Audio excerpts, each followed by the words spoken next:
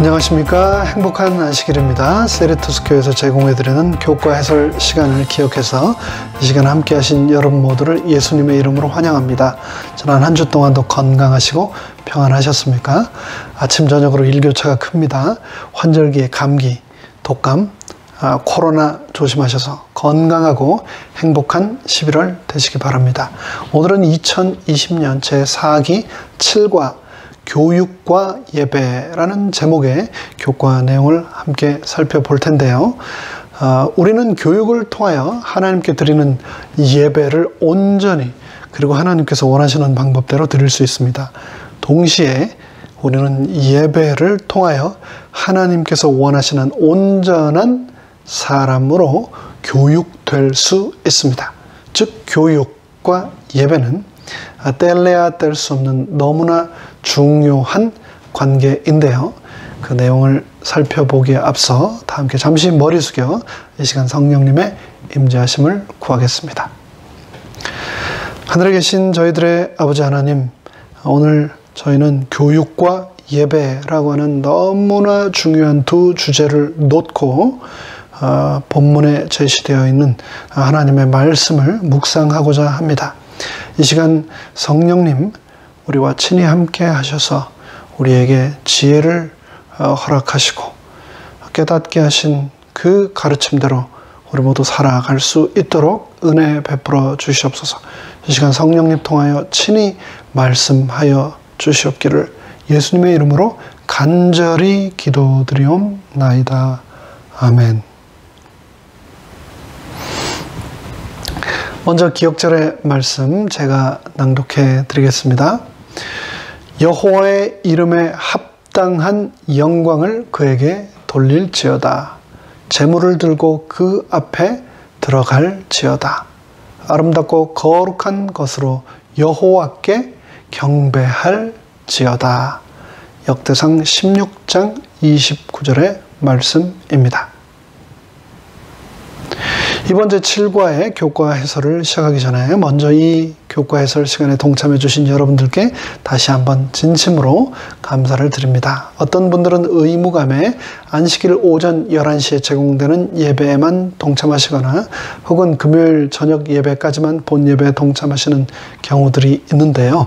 사실 저희 재림 성도들에게 안식일 학교와 교과 공부의 시간은 우리 신앙의 건강을 위해 너무나 중요한 시간입니다.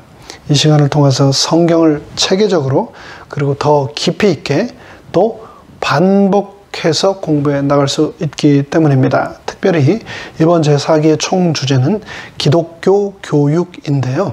교육이란 그 어떤 주제보다도 우리에게 필요하고 중요한 주제입니다. 그 중에서도 오늘 제7과는 교육과 함께 예배에 대해서 해설하고 계신데 정말 중요한 내용입니다. 이런 내용을 놓치는 분들이 계시다는 것이 너무나 안타깝습니다. 주위에 교과 해설에 동참하는 방법을 모르는 분들이 계시거나 혹 동참하지 않는 분들이 계시다면 꼭 서로 강권하셔서 함께 하실 수 있도록 도와주시면 감사하겠습니다. 잘 아시겠지만 교과 공부를 위한 가장 좋은 학습 방법들은 또 어떤 방법들이 있을까요? 교과 해설 방송을 열심히 시청하시는 것, 빠지지 않고 시청하시는 것 당연히 좋은 방법 중에 하나이겠지만 그 중에서도 가장 중요한 최선의 방법 중에 하나는 여러분들이 가지고 계신 그 교과 책을 정독하는 겁니다. 매 기마다 꼭 이 교과 책을 교회에서 수령하셔서 정독하시기를 부탁드립니다. 정독하면서 중요하다고 생각되시는 부분에 꼭 밑줄을 치시는 것, 책 너무 아끼지 마십시오. 밑줄 치는 것 굉장히 중요하고 또 좋은 방법입니다. 그리고 또 밑줄을 치실 때 밑줄 치실 뿐 아니라 읽으시면서 깨달으신 내용, 또 마음속으로 떠오르는 그런 내용들을 그 옆에 메모로 남기는 것도 굉장히 좋은 방법입니다. 그리고 뿐만 아니라 교과의 저자가 제공하는 추가적인 성경 구절들이나 참고 서적들의 내용들도 꼭 읽으시기 바랍니다. 그렇게 하신다면 교과가 훨씬 풍성해짐을 확실히 경험하게 되실 겁니다. 오늘 제7과의 제목은 교육과 예배인데요. 학습에 있어서 가장 중요한 것 중에 하나는 그 주제에 대한 정의를 정확하게 파악하는 겁니다. 여러분은 교육이 뭐라고 생각하십니까? 여러분이 가지고 계신 교육의 정의는 무엇입니까? 그리고 또 여러분은 예배가 뭐라고 생각하십니까? 여러분이 가지고 계신 예배의 정의는 무엇입니까?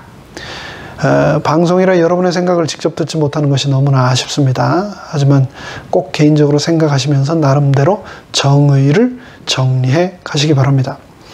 코비드-19로 예배가 많이 달라졌습니다. 비대면 예배는 우리가 그동안 단 한 번도 경험해 보지 못한 일종의 새로운 포맷입니다. 하지만 점점 익숙해져 가면서 나름대로 자리를 잡아가고 있습니다. 여러분은 예배가 뭐라고 생각하십니까? 그리고 예배가 어떠해야 한다고 생각하십니까? 그리고 앞으로 이 코비드-19 이후에 다가오는 새로운 시대의 예배는 어떻게 될 것이다고 예상하십니까? 우리가 인근의 여러 교회들을 방문해 보면 큰 틀은 같지만 그래도 각 교회마다 예배 포맷과 예배 임하는 성도들의 태도와 분위기가 사뭇 다름을 느끼게 됩니다. 각 교회마다 그들이 예배에 드리는 찬양, 그리고 드리는 기도, 그리고 예배에 동참하는 방법들을 보면서 각 교회마다 그들이 누구인지, 그들이 어떤 분들인지, 또 그들이 무엇을 가장 소중하게 생각하는지를 알게 됩니다. 예배는 드리는 그 공동체의 특성과 가치관을 여과 없이 분명하게 참여하는 사람들에게 보여줍니다. 그 사람들이 어떤 사람들인가는 그들의 예배에 참여해 보면 가장 정확하게 알 수 있습니다. 예배의 한자의 뜻은 예는 갖춘다는 뜻의 예이고요. 또 엎드려 절한다라는 뜻의 배자가 합쳐져서 말 그대로 예를 갖추어 섬긴다, 절한다라고 하는 뜻이 바로 예배입니다. 예를 갖추어 절하여 엎드려 하나님을 섬기고 그것을 통하여 그분을 encounter, 만나는 것, 그것이 예배입니다. 근데 문제는 하나님이 원하시는 예배와 세상 사람들이 드리는 예배 방식이 너무나 틀리다는 데 있습니다. 이 문제를 해결하기 위해서 가장 중요한 것이 바로 성서적인 온전한 예배의 정의를 우리가 갖는 것입니다. 그런 의미에서 오늘의 기억절 말씀 역대상 16장은 예배의 정의를 너무나 정확하고 분명하게 우리에게 제시해 줍니다. 여호와의 이름에 합당한 영광을 그에게 돌릴지어다 라고 했는데요. 예배는 그렇습니다. 하나님께 영광을 돌리는 것입니다. 예배는 하나님께 영광을 돌리기 위해 우리가 할 수 있는 최선의 모든 것들을 집중시키는 것입니다. 예배는 하나님만 영광 받으셔야 하기 때문에 그 외의 모든 것은 과감하게 버리고 포기하는 것입니다. 재물을 들고 그 앞에 나아갈지어다 라고 했는데 예배는 또 동시에 드림입니다. 예물을 드리는 것이고 내 시간을 드리는 것이고 그와 함께 가장 중요한 내 마음을 드리는 것, 그것이 바로 예배입니다. 예배는 온전히 모든 것을 드리는 것입니다. 그리고 예배는 아름답고 거룩한 것으로 여호와께 경배하는 것입니다. 예배를 통하여 우리는 아름다움과 거룩함을 보고 느끼고 만지고 경험할 수 있어야 합니다.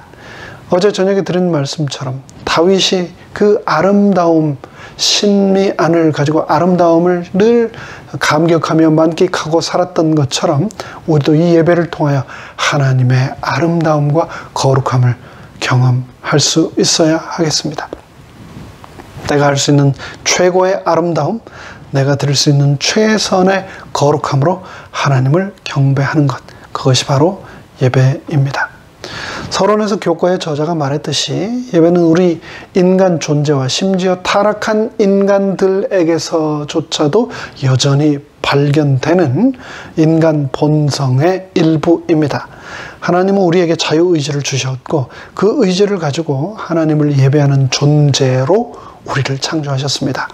그렇기 때문에 예배가 없는 인간은 존재의 의미가 없는 피조물에 불과합니다. 죄가 들어오기 전 인간에게는 예배는 너무나 자연스러운 삶의 일부였습니다. 하지만 죄가 들어온 이후 모든 것이 바뀌고 말았습니다.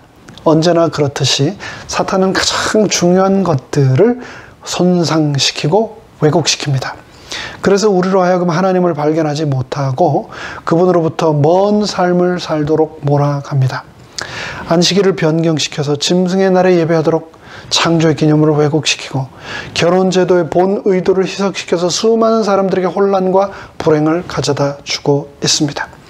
그런데 안식일과 결혼 문제뿐 아니라 사탄은 더 나아가 예배를 왜곡시킴으로써 우리로 하여금 하나님을 기억하지 못하도록 하나님의 그 아름다움을 발견하지 못하도록 온 힘을 다하고 있습니다. 그렇다면 사탄은 예배를 어떻게 왜곡시키고 있을까요? 바로 예배하는 존재인 우리가 엉뚱한 것을 예배하거나 응당 그분께 드려야 할 방식대로 그분을 예배하지 못하도록 우리를 방해하는 겁니다. 그에 대해 자세히 살펴보기 위해 매일의 소재로 들어가기 전 학습 목표를 살펴보겠습니다. 참 예배는 개인의 영적인 체험뿐 아니라 객관적인 진리에 대한 배움과 이해를 바탕으로 이루어진다는 사실을 우리가 이번 교과를 통해서 꼭 깨달아야 하겠습니다. 그리고 그리스도의 거룩함이 우리의 생각과 행동에 내재되어 우리의 일상이 예배가 되기를 소망할 수 있어야 하겠습니다. 우리의 삶이 매 순간순간이 예배가 되어야 하겠죠. 그리고 마지막으로 참 예배를 고수함으로 현대적인 우상 숭배의 유혹과 죄로부터 자유로워지는 것, 그것이 이번 기회 학습 목표가 되겠습니다. 이어서 이 교과의 교재는 우리에게 토론을 위한 여러 질문들을 제안하고 있습니다. 첫 번째는요, 나이에 따라 사람들이 추앙하는 것들은 어떻게 달라집니까? 라고 묻고 있는데 여러분은 어떠십니까? 4번에서 영과 진리로 예배하라는 예수님의 말씀은 교육의 관점에서 어떤 의미일까요? 요한복음 4장에서 예수님이 하신 말씀, 이 영과 진리로 예배하라는 말씀을 함께 또 우리가 묵상해 보겠습니다. 5번째, 예배의 정신은 단지 예배 시간만이 아니라 어떻게 우리의 일상으로 확대되어야 합니까? 우리의 삶이 예배가 되려면 어떻게 해야 할까요? 그리고 마지막 6번째 질문입니다. 현대적인 우상 숭배 유혹이 거세게 일어나는 지금 어떻게 우리의 삶에서 예배를 더욱 강화할 수 있을까요? 우상을 섬기지 말라라고 우리에게 당부하신 그 10계명의 말씀, 우리가 정말 지키기 어려운 시대를 살아가고 있습니다. 현대 우상 숭배, 우리가 어떻게 하면 극복할 수 있을까 함께 생각해 보겠습니다. 그러면서 결론을 다음과 같이 제시합니다. 예배는 하나님의 형상으로 창조된 인간에게 주어진 본연의 의무이자 동시에 특권이다. 그것은 하나님과 우리의 관계뿐 아니라 다른 피조물과의 관계를 확인하고 기억하게 하는 중요한 장치입니다. 그래서 진정한 예배는 예배자 개인의 경험뿐 아니라 하나님에 대한 객관적인 진리를 포함해야 합니다. 바른 기독교 교육은 이런 예배의 의미를 가르침으로써 마지막 시대에 불어닥치는 우상 숭배의 압박을 견딜 수 있도록 우리를 돕습니다. 오늘 우리는 기독교 교육의 가장 중요한 가르침, 참된 예배를 다시 한번 살펴볼 것입니다. 그를 통하여 우상 숭배를 온전히 극복하는 우리 모두가 될 것입니다. 자, 그러면 첫째 날부터 소재를 하나씩 살펴보도록 하겠습니다. 첫째 날의 제목은 우리는 무엇인가를 숭배하고 있다입니다. 다니엘서 3장입니다. 우리가 왕이 세우신 금신상에게 절하지도 아니할 줄을 아옵소서. 제목에서 말하는 것처럼 우리는 단 한 명의 예외도 없이 무엇인가를 숭배하며 살아가고 있습니다. 태어나서는 부모를 롤 모델로 여기고 모든 것을 전적으로 의지한 채 살아갑니다. 그러다 자라면서 선생님께 의지하고 선생님의 가르침대로 살아가려고 하지요. 10대가 되어서는 친구들을, 그리고 인기 연예인이나 가수들을 아이돌, 롤 모델로 삼고, 어른이 되어서는 돈과 권력과 명예를 숭배하며 살아갑니다. 그런데 다니엘서 3장에 등장하는 3명의 히브리 청년들은 전혀 다른 것을 숭배하고 있었습니다. 그들은 7배나 더 뜨거운 풀무불에 던져질 죽음 앞에서도 자신들이 숭배하는 것에 대한 신념을 굽히지 않았습니다. 죽음도 그들의 믿음을 꺾을 수 없었습니다. 예배에 대한 교육을 제대로 받은 이 3명의 히브리 청년은 이 세상에서 그 무엇도 두려워하지 않게 된 겁니다. 우리는 십계명을 읽으면서 나는 하나님께서 명령하신 십계명을 어기지 않았고 지금도 충실히 잘 지켜나가고 있다라고 스스로 생각하고 위로합니다. 나는 살인도 하지 않았고 도적질도 하지 않았다라고 하면서 말입니다. 그러나 삶을 통해서 우리는 수없이 내 삶 속에 대상을 바꾸어 가며 새로운 우상을 품으면서 살아간다는 것을 정말 부인하기 어려운 그러한 시대를 살아갑니다. 온전한 예배, 합당한 예배는 삶이라는 과업 속에 가장 중요한 리트머스 종이가 됩니다. 특별히 예수님의 재림 직전 이 마지막 때에는 예배는 삶의 핵심 쟁점이 될 것이다 라고 성경은 분명히 말했습니다. 예배란 무엇인가? 왜 중요한가? 누구에게 드려야 하는가에 대한 분명한 해답을 그렇기 때문에 우리는 가지고 살아가야 합니다. 이에 대하여 우리가 그토록 중요하게 생각하고 또 사랑하는 계시록 14장에 등장하는 세 천사의 기별은 다음과 같이 분명히 말합니다. 그가 큰 음성을 이르되 하나님을 두려워하며 그에게 영광을 돌리라.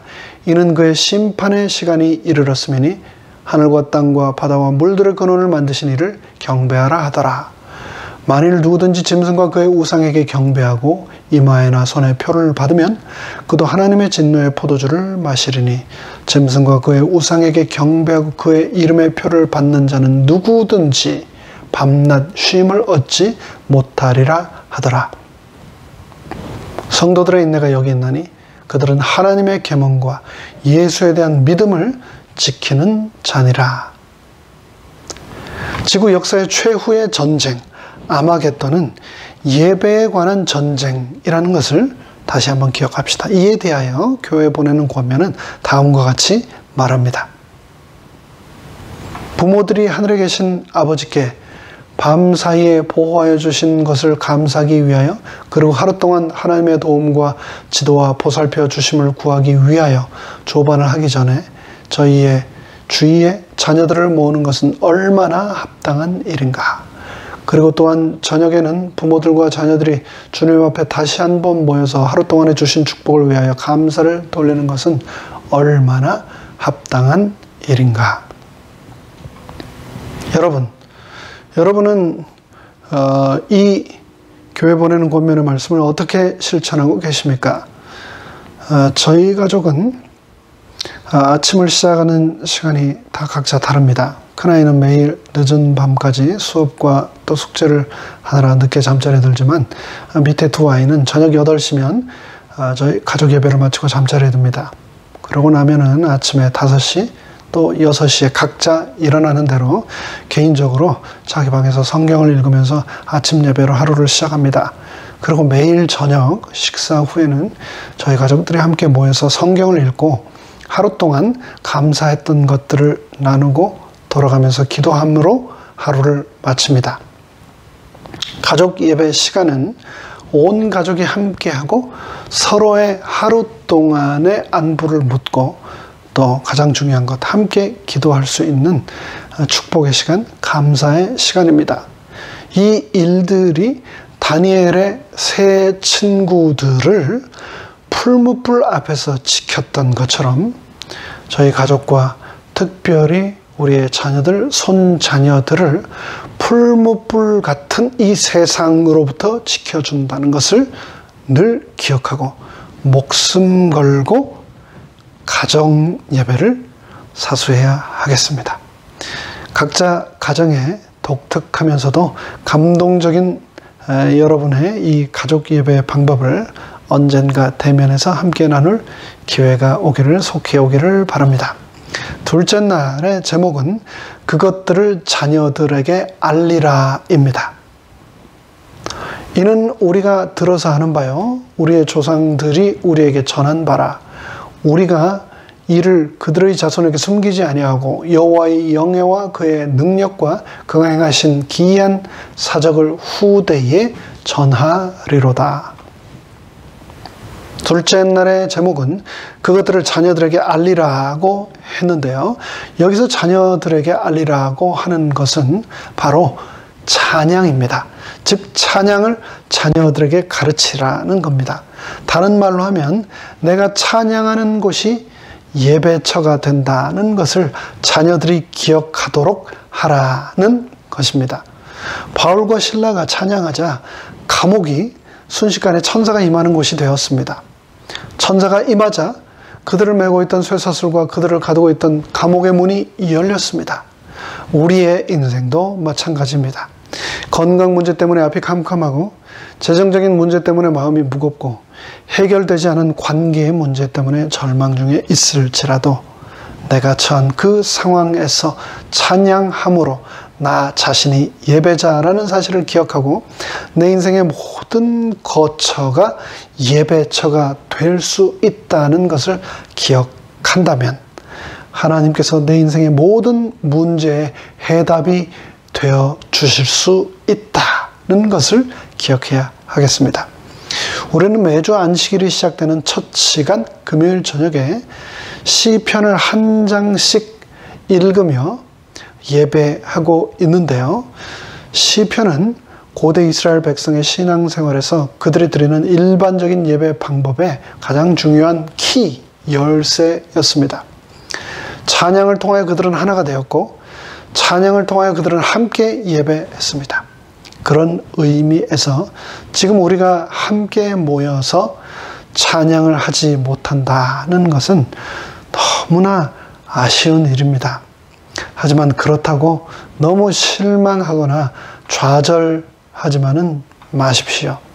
노래에도 합창만 있는 것이 아니라 독창이 있듯이 우리가 지금 처한 시대는 하나님이 나의 독창을 듣기 원해서 특별히 구별하신 시간이라는 것을 기억하시고 각자 계신 곳에서 최선을 다해 하나님께 독백, 고백, 특별히 독창을 올려 보내시기 바랍니다. 여러분은 찬미 중에 어떤 찬미를 가장 좋아하십니까? 여러분의 가정은 어떤 곡을 가장 자주 부르십니까?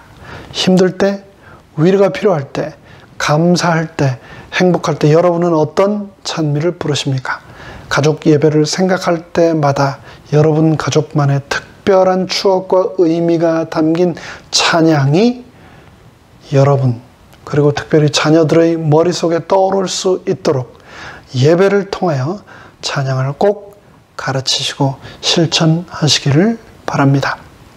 셋째 날의 제목은 영과 진리로입니다. 아버지께 참되게 예배하는 자들은 영과 진리로 예배할 때가 오나니 곧 이때라. 아버지께서는 자기에게 이렇게 예배하는 자들을 찾으시니라. 예배에 관하여 예수님께서 우리에게 가르치신 교훈을 가장 잘 드러내는 일화 중에 하나는 바로 요한복음 4장 7절에서 26절까지 등장하는 우물가 여인의 이야기입니다. 그냥 표면적으로 보면 물에 관한 대화 같지만 두 사람의 대화는 본질적으로 영혼의 목마름, 즉 예배에 관한 대화였습니다. 그 대화 가운데 예수님께서는 24절에서 하나님은 영이시니 예배하는 자가 영과 진리로 예배하라고 하셨는데요. 그렇다면 영과 진리로 예배한다는 것은 무슨 의미일까요? 교과의 저자는 영으로 예배한다는 것은 예수님을 개인적으로 만나는 경험, 체험을 이야기하며 그 경험은 성령으로 거듭나야만 할 수 있는 체험이라고 말하고 있습니다. 우리가 아무리 화려하고 웅장하게 예배를 드린다 할지라도 그 가운데서 예수님을 개인적으로 만나는 경험이 없이 예배를 드린다면 그것은 영으로 드리는 예배라고 할 수 없습니다. 동시에 예배는 진리로 드려야 한다라고 했습니다. 진리로 예배를 드린다는 것은 우리가 하나님에 대하여 그분의 성품에 대하여 올바른 지식을 가지고 있어야 한다는 말입니다. 즉 예배는 지식, 교리와 밀접한 관련이 있다는 말입니다. 지식이 없는 흥분과 변덕스러운 감상주의만으로는 온전한 예배가 될 수 없습니다. 우리는 예배할 때 영과 함께 진리로 예배하기 위하여 간절히 기도해야 합니다. 매 예배 시간마다 대표 기도를 하시는 성도님들께서 매번 잊지 않고 부족한 저를 위하여 늘 기도해 주셔서 너무나 감사합니다. 여러분이 해주시는 그 기도가 저에게 너무나 큰 힘과 용기가 됩니다. 예배는 그 예배를 인도하는 설교자가 영과 진리로 그 예배를 인도하도록 그를 위하여 꼭 기도해야 합니다. 그리고 동시에 우리는 예배를 위하여 기도할 때 설교자와 함께 예배자들인 청중, 지금으로는 시청자가 되겠죠. 즉 우리 모두를 위해서도 또 분명히 잊지 않고 반드시 기도해야 합니다. 기도 없이는 영과 진리로 예배할 수 없기 때문입니다. 기도를 통해서 감상주의와 형식주의 사이에서 균형을 잡고 온전히 하나님께 영과 진리로 우리 모두 예배하게 되기를 간절히 바랍니다. 선지자와 왕은 다음과 같이 말합니다. 하나님께서 그들이 그 전에 함께 모여 당신을 찾고 저희 죄악들을 고백하고 서로를 위하여 기도할 때에 성령을 통해 그들과 만나시겠다고 약속하셨다. 그러나 하나님께 예배하러 모이는 자들은 모든 악한 일을 버려야 한다. 그들이 신령과 진리와 거룩함의 미덕으로 하나님을 예배하지 아니하면 저희의 모임은 아무 유익이 없다. 넷째 날의 제목은 거룩함의 아름다움입니다. 여호와의 이름에 합당한 영광을 그에게 돌릴지어다. 제물을 들고 그 앞에 들어갈지어다. 아름답고 거룩한 것으로 여호와께 경배할지어다. 넷째 날의 이 성경절은 이번 7과의 기억절이기도 한데요. 역대상 16장은 다윗이 자신의 궁을 완성한 후 예루살렘으로 법궤를 모셔오고 너무나 기뻐서 하나님께 감사의 예배를 드리는 장면입니다. 그러면서 예배의 장소인 성소가 등장합니다. 재림교회는 성소를 통하여 예배의 엄중함과 심오한 의미를 그 어떤 교단보다도 잘 알고 있는 무리입니다. 성소의 떡상을 통해서 말씀 묵상의 중요성을, 분향단을 통해서 기도의 간절함을, 그리고 또 7금 촛대를 통하여 선교 사명의 막중함을 우리는 그 누구보다도 잘 알고 있습니다. 하지만 그 무엇보다 우리는 성소를 통하여 하나님의 아름다움이 반사되고 있음을 알 수 있습니다. 그분이 친히 정하신 재료와 비율과 방법으로 우리에게 짓도록 하신 성소를 통하여 우리 가운데 존재하시는 거룩하신 그분을 만날 수 있게 된 것입니다. 그리고 그분의 거룩함이 얼마나 아름다운지 우리의 눈으로 보게 하셨습니다. 그래서 거룩함의 아름다움이라는 말은 본질적으로 거룩함과 아름다움은 같다라는 의미가 되겠습니다. 성소를 사모하고 늘 성소를 향하여 기도했던 유대인들, 그들은 포로가 된 후에도 여전히 늘 정해진 시간에 그들의 얼굴을 예루살렘으로 향하여 기도하기를 쉬지 않았습니다. 이에 대하여 부조와 선지자는 다음과 같이 기록합니다.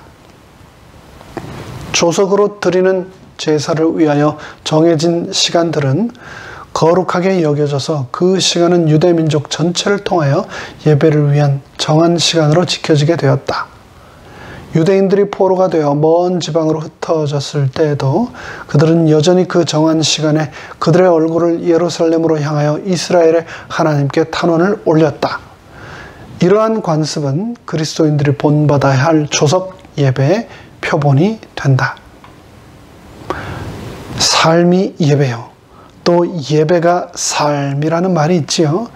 우리의 삶도 항상 예배자 삶이 되기를 간절히 바랍니다. 다섯째 날의 제목은 교육 속에 잠입하는 우상 숭배입니다. 사람의 계명으로 교훈을 삼아 가르치니 나를 헛되이 경배하는도다 하였느니라.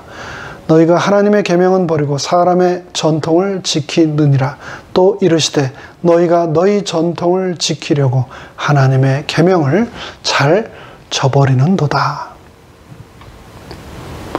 고대 이스라엘 백성뿐 아니라 그들의 주변의 이방 민족들도 매우 종교적이었습니다. 그들은 그들의 신에게 헌신적이다 못해 더 나아가 자신의 자녀들까지 제물로 바치곤 했는데요. 그들 자신의 방법과 전통으로 우상 숭배에 사로잡혀 살았던 거죠. 그러한 장면을 눈앞에서 지켜본다는 것은 엄청난 충격이었을 것입니다. 하나님께서는 이스라엘 백성들이 그런 강력하고 특별히 자극적인 방법들에 혹하지 않도록 우상 숭배를 엄히 금하셨습니다. 근데 우리는 그런 일들이 오래전 과거에 이미 다 끝나버린 일이라고 생각합니다. 하지만 여전히 우리는 현대 수많은 우상들에 둘러싸여 있다는 사실을 기억해야 합니다. 그것은 돈이 될 수도 있고 또 권력이 될 수도 있고 성취, 사랑, 명예, 심지어 자녀들까지도 우상이 될 수 있습니다. 현대의 우상들은 이렇게 일일이 나열하자면 끝이 없습니다. 근데 그것을 오늘 다 나열하지는 못하지만 그 중에 딱 하나, 대표적인 우상 하나만 이 시간 꼭 언급하고 넘어가고 싶습니다. 그것은 바로 SNS, 소셜 네트워크 서비스입니다.